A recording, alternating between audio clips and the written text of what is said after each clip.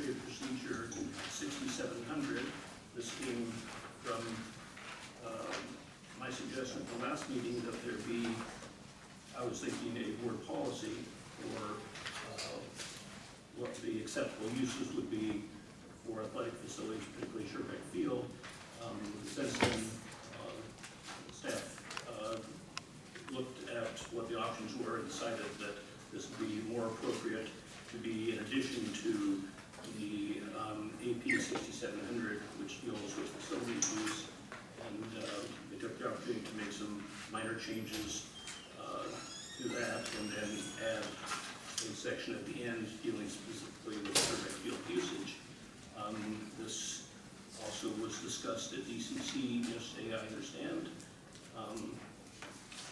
Are there any comments, corrections the board had? We've all had a chance to see this and get comments that we had incorporated into a draft before it went to DCC. Yes, Ryan. I had a couple that I think there were some questions asked before the meeting, but I'll just point out them one at a time. 3.8, we have a policy for alcoholic beverages, and so I don't know if that would pertain to all the fields as well. But I just think that I don't know if that needs to be in this area or not. Property of the district. Yeah, that's it. Okay, so we already, is this the only policy that we have, or we have another AP that touches upon alcohol use? 3560, it's referenced there. Okay. Administrative Procedure 3560. Language was added to the newly created 3.8.1 to address any concerns about alcohol consumption for rentals. Okay, since the first reading of this? Correct. Okay, got it, okay, thank you. And then 5.1 was answered. I believe that there's not community college games on Friday nights, is that correct? But could there ever be? We're told that, David, I don't know if you want to add to this, but in our experience and then also in consultation with our conference commissioner and the 3C2A, it seems that there's a 0% chance. Okay, that sounds pretty good. There's 0% chance that it would be Fullerton College or in our district. Yeah, it's just one of those things that I get a little bit concerned about. You know, to me, it's good enough that it's highly unlikely. I don't know if we need to put all of it down saying it's never going to happen ever. And so to me, I'm just not a fan of over committing to something that is so unlikely in the first place, and if it was necessary, it would be nice to do or something. But I know it's very rare, so I'll kind of leave it to my colleagues, but I would suggest removing that. Then I'll talk about 5.3 and 5.5, and I just don't, obviously this is all ahead of time. We have not approved any change to the facilities at all, and we have no idea if that will be approved or what the seating number will be or what the complete usage will be. But to me at this point, to say that field lighting should not be used by any outside groups or any public address system should not be used, I mean, we haven't even got to the analysis portion of that yet, which we just budgeted for today. To approve a study to consider those things. So to me, that commitment does not need to be made today, and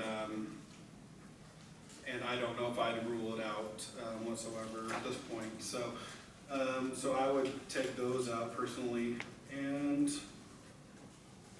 that's pretty much it. I know that there was a mention in the AP about potential churches using the facilities, the various facilities, and I don't know if that would ever be something that would be used at the field with the bleachers, if that would ever be used for any kind of church service.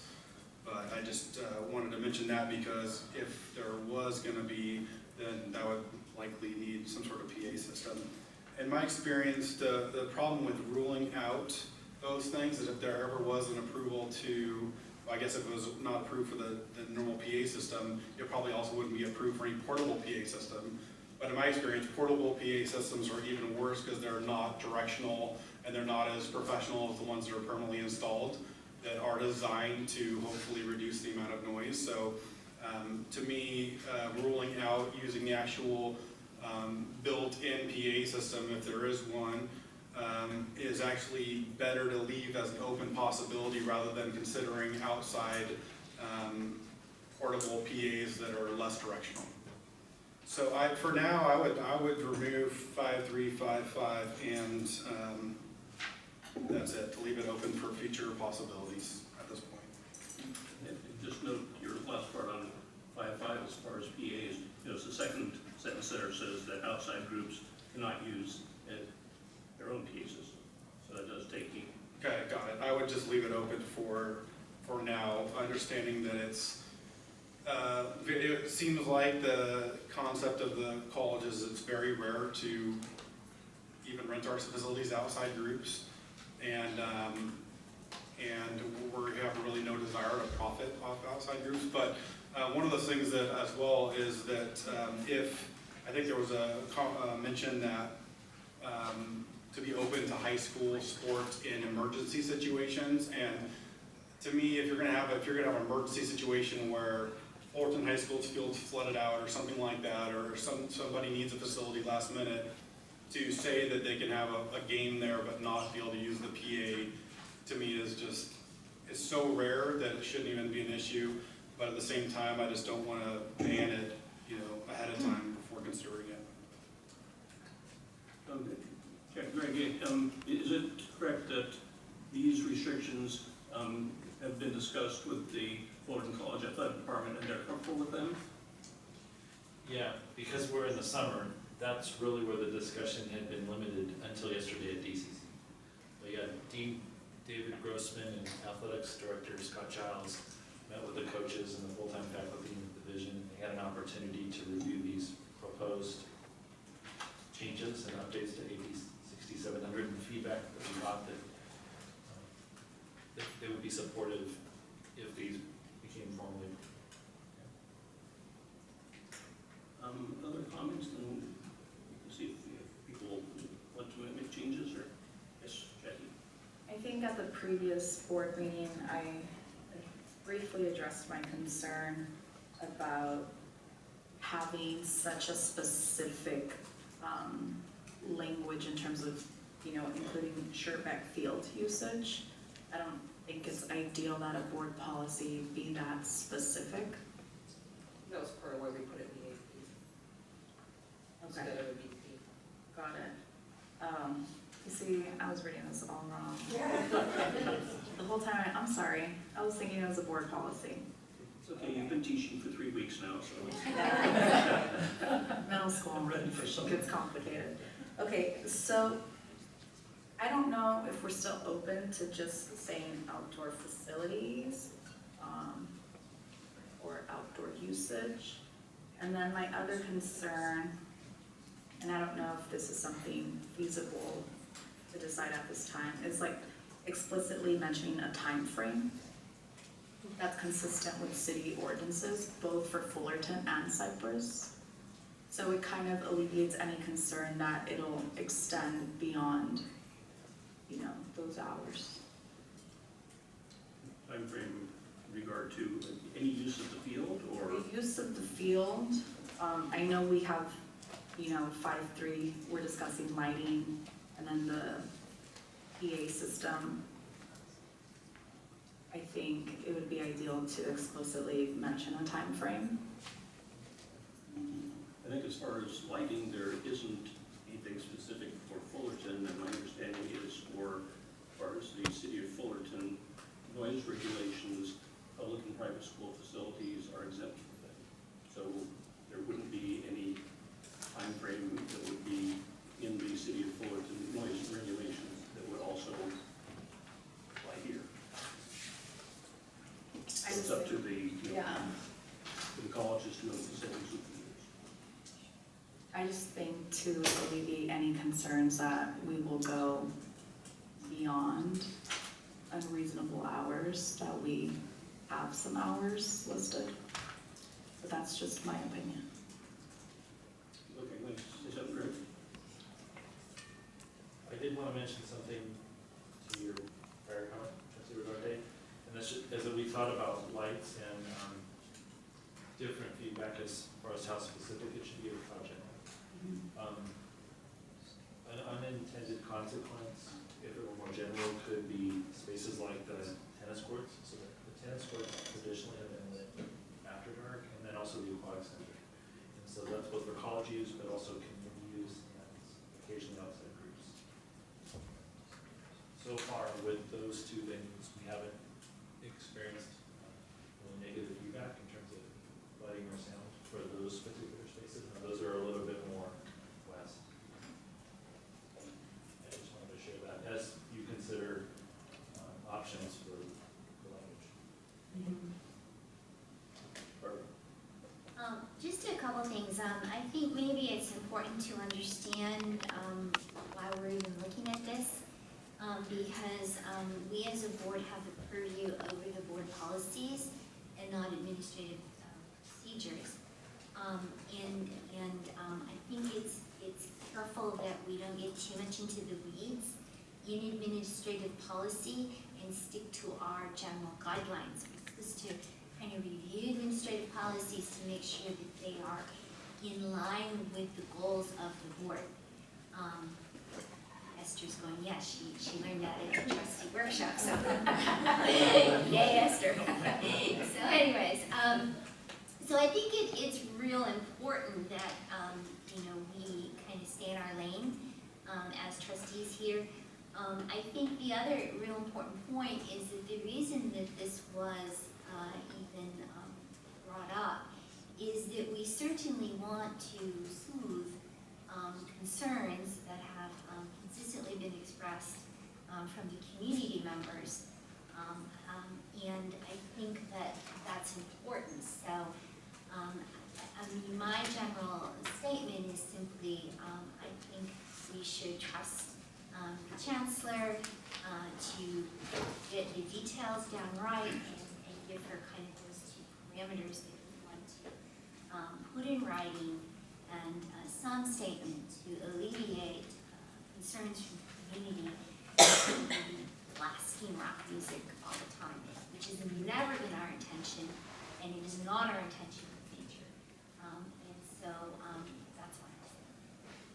That's right. In that spirit, if this stuff was to remain in there, I would like to see a provision that allows for some sort of exception, like to be agendized for a board vote for rare exceptions if there's time that allows for it. I think that would be a way around it, because that way, if it was agendized for approval for an emergency use of lighting or something like that, the neighbors could come and weigh in a public meeting. We could hear them out and take a vote. I think that would be fine. I just don't want to eliminate it permanently. Another thing that I was thinking about when it comes to lighting, obviously sometimes the sun goes down at 6 and sometimes it goes down at 8:30 in the evening. So there's a range, and we can control certain things, like when we would want to rent it to an outside group, and maybe outside groups ask, and we can limit the time or whatever, and we're going to be considerate of the neighbors and that sort of thing. But also there's times where, okay, they're going to be out of here at 6 or whatever, but they may need to turn the lights on just to clean up after the event or something like that. So it might not even be that the event's necessarily going on that whole time, but they're going to need to fire up the lights just for safety purposes to be able to clean the facility.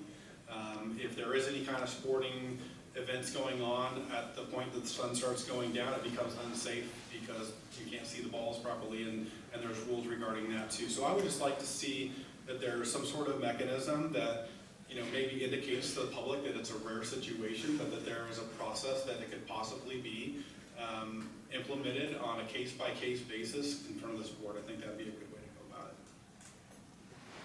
Molly?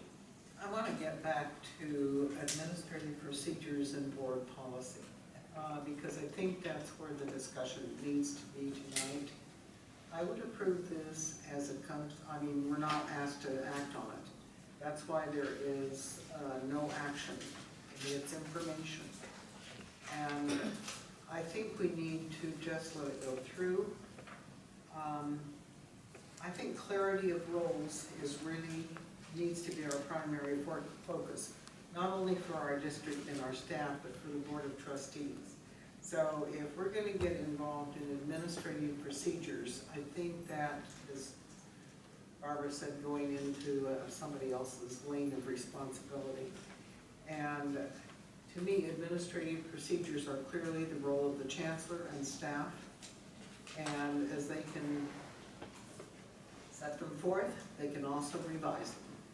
So I think we just need to let it go through and give it our blessing and thank you for all the work you did. Thank you. I don't have any issues or objections here, but with regarding the discussion about the board's role here, number one, we don't have a board policy on this, so if we're gonna have to say about this, this is it. This is the only opportunity we get. We have to have a say, because the idea was to make this a board policy and then to an AP. Number two, APs do come to the board for approval, and so we do have a say in this. We are in our lane. If we have some objections to this, we would like to make a change to it. So that's under board policy, so we do have a role to play here. So this has come to us as an information item, but I think if trustees do have issues with it, again, I do not, but I think if trustees do, then it's appropriate for them to ask for this to come back to us as an action item so they can make changes if they want to or offer amendments. I don't think that's in any way inappropriate. That's what the process is under board policy, that the staff makes proposed revisions to APs, and then those come to the board for approval. So I think that would be perfectly appropriate if trustees wanted to do that. Again, I do not. Okay, I just need to respectfully disagree. That is not what the board policy is. The board policy that talks about development of board policies very clearly says that APs are, that board policies are developed and approved by the board. The APs are the responsibility of the chancellor, and then the board's role is to review the APs, and as Barbara mentioned, if we find that we think an AP is inconsistent with the board policy, then we can direct the chancellor to make changes. But the APs are not subject to the board approval before they become effective. When the chancellor publishes them, they are effective. And that's very clear in the board policy that goes with this. Well, I guess we could look at the board policy. I mean, basically what you said is correct, but in essence, it's a two-stage process where the staff develops the proposed revisions to the AP under section 4 of the BP, and then under section 5, the board can, in the words of the BP, direct changes. And so that envisions that the board would have the opportunity, if the board thinks it's necessary and thinks that it's inconsistent with board policy, yes. But in this case, since we don't have a board policy on the use of Sherbeck Field, I think if board members want to direct changes to this AP in the language of the board policy, then it would be appropriate for this to come back as an action item so that they can do so. That's the only way you can direct changes, is if you have an action item. You can't direct changes. Well, this would be the time to express any changes that you want, and if there are no substantial changes, we as a board can direct the chancellor to make minor modifications, we believe, and then publish it. If there are major changes, then perhaps it would come back to us to review again. But again, it is not the board's role to approve an AP before it becomes effective. That is clearly, strictly the responsibility of the chancellor. No, I don't think that's right. Our direction of BP, if I can finish, the BP says specifically that when the proposed revisions come to us from the staff, then the board can direct changes to those if they think, as you were saying before, if they think that the proposed revisions are inconsistent with board policy. In this case, because there is no board policy on this, I think it's appropriate, if trustees want to ask to see this as an action item, so they can make changes. That's what it means in the language of the board policy, to direct changes. I don't know what else that could mean unless it's before us as an action item. So I think if trustees want to request that this come back as an action item, I think it's appropriate. I think they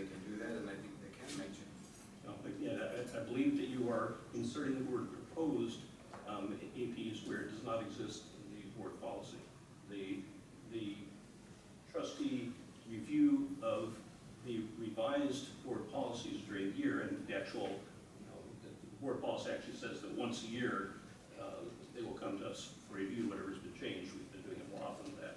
But that is a review of the APs as they exist and are in effect. It is not proposed APs that cannot go into effect until we have approved them. That is not what the board policy is. I would suggest that Procedures, but- as a board, that we not change our current practice of moving into the area of administrative procedures. And I just wanted to say one thing, kind of piggyback on what Barbara said about the reason for having this section about Sherbeck Field. I think it's appropriate to have a section dealing with that so that it's immediately clear to anybody, including the public, that those are restrictions, regulations, commitments that we have for Sherbeck Field. If we wanted to have some other additional things that would deal with other outdoor facilities, it would be easy to add those as another section. I think there's value in highlighting, here's something specifically about Sherbeck Field that anybody can point to and say, here's the commitment the district has made. I think that's the value of having this as opposed to a general outdoor facilities that, might be less obvious that it would apply to Sherbeck Field. I think just for me personally, philosophically, I just don't like that it's that specific.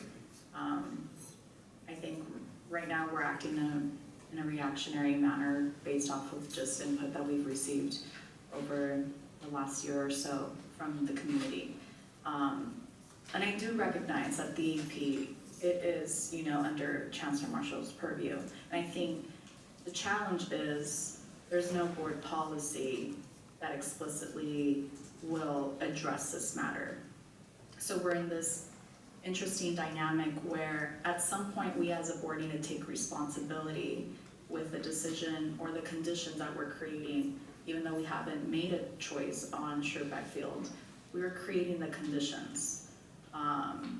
So I think this is where it's kind of a difficult situation. I can understand Trustee Lopez's concern of, if he wants to address something, the board policy isn't here. I mean, if he wants to agendize it, he can do that. But at the time, we have just the AP to go off of. So it's just something that I'm observing as we're having this conversation.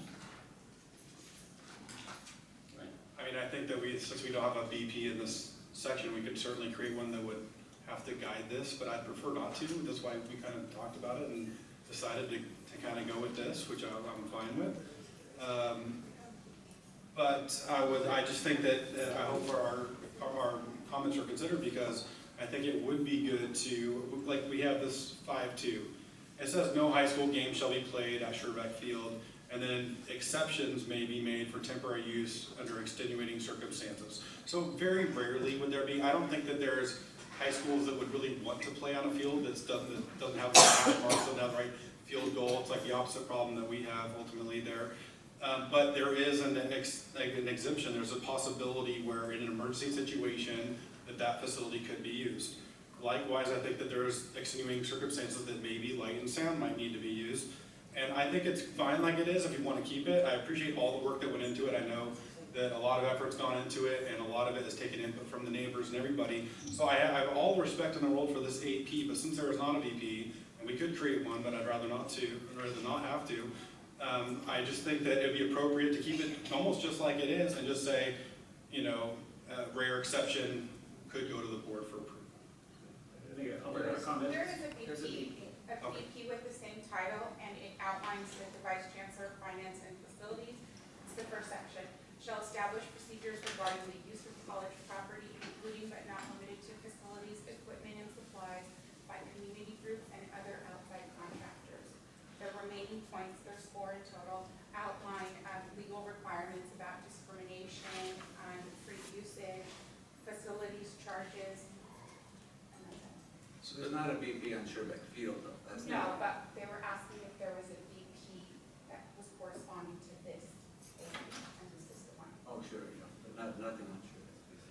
Yeah, Still, I mean, it's still the AP is what's guiding, what's gonna limit them from making decisions when it comes to lighting and public, BA, which is fine, but I'm just, wherever.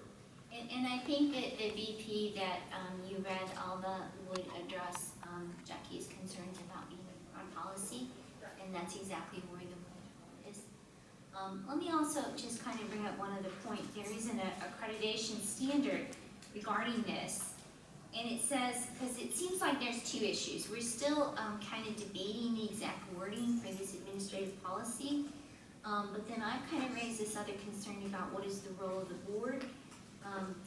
The accreditation standard does clearly say that the governing board delegates full responsibility and authority to the CEO to implement and administer board policies without board interference, and holds the CEO accountable for the operation of the district system or college respectively. And that's very strong language that is in our administrative standard. It's in the accreditation standards, not administrative standards. And I think we need to really honor it.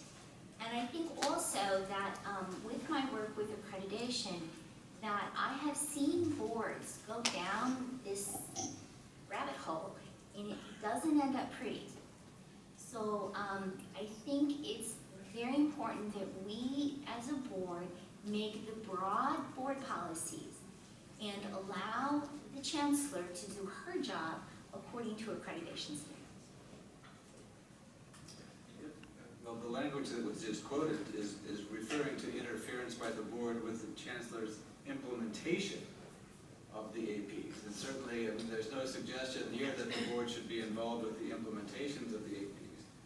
The point is that the proposed revisions to the APs do come to the board for review under board policy, and the board policy, and the board there at that stage does have the right, the ability, the authority to direct changes. That's a direct quote from the VP to those proposed revisions. And so, we're just talking here about, yes, we have to respect the chancellor's role. We also have to respect the board's role. The board does have a role to play here. Nobody here is talking about interference with the implementation of the APs. We're talking about the board's proper role in reviewing proposed revisions to the AP, which is spelled out in board policy. Steve? So why don't we, the process started where we want to ask for input, and the process came under a suspicion because the Brown Act and all that, and that's where we're here. But Chancellor can have their own AP 67, take our suggestions, implement it, or pass it by whatever process, and then we vote on it. But to my way of thinking, because I was married to a corporate services manager that she had in the job for 8 years, and there are all kinds of things that happen that people go around the system. But the system was done by my wife and her staff.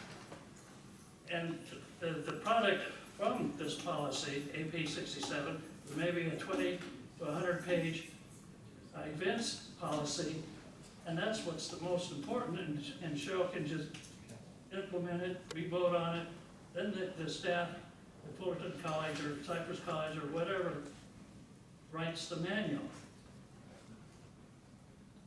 And that goes through a process, and that becomes law, and is attached the pertinent parts to any contract or agreement for parties that want to use facilities. And it's all very business-like, and is loophole, idiot-proof, exception-proof as possible. But it's done in a business manner, and the different sections of our roles are honored, and it gets done. I would just say, this is coming to us as an information item, not an action item. And that is because it is an administrative procedure that does not require board approval. And we're to review it and see if it fits into our broad policy that how it just referred to. So I think we just need to move on and keep the roles clear between APs and BPs. Mr. President, Yes, sir. just one more comment. So I'm looking now at BP 2410, Board Policies and Administrative Procedures. Reading from section 5, which says, "The board reserves the right to direct revisions of the administrative procedures should they, in the board's judgment, be inconsistent with the board's own policies." So nobody's talking about the board, doing something improper here. Under board policy, the board reviews these administrative procedures and reserves the right to direct revisions to them. But it's not inconsistent. Well, but there is no board policy on the use of Sherbeck Field, that's the problem. I mean, yes, it's not inconsistent with the BP, but that's because we don't have a BP that says anything about the use of Sherbeck Field, so it's not quite that simple. But the main point is, we do have a role to play with reviewing.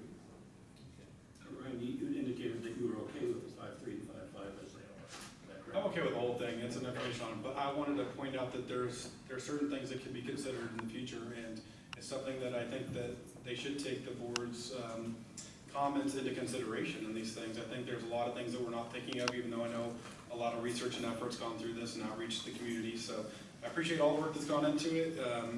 To me, BPs and APs can be changed in the future, and it's fine for now, but I like my comments noted because I think it expresses real concern, especially since it's first of all, we don't even know what's gonna happen in the field. Second of all, if there was any kind of usage of it, third party, it's gonna be very rare. And so I wanna just account for any possibilities in the future without eliminating them ahead of time, so. Yes, Jackie. Just final thoughts, Okay. if Chancellor Marshall's, considering just changing from Sherbeck Field to outdoor facilities or usage, and then if, she's thinking about timeframes, but it's obviously her choice and her purview. And I'm not hearing any consensus for changes, so under the current AP and BP policy, the board can direct the chancellor to finalize this and publish it, and at a later date, if the board wants to then consider and direct changes to the AP when it's in effect, we could do that, but this does not need to come back to us for a vote before it becomes effective. Okay. 6B, no, that was 6B. 6C, resolution 19/2004, verifying absence for trustee Blount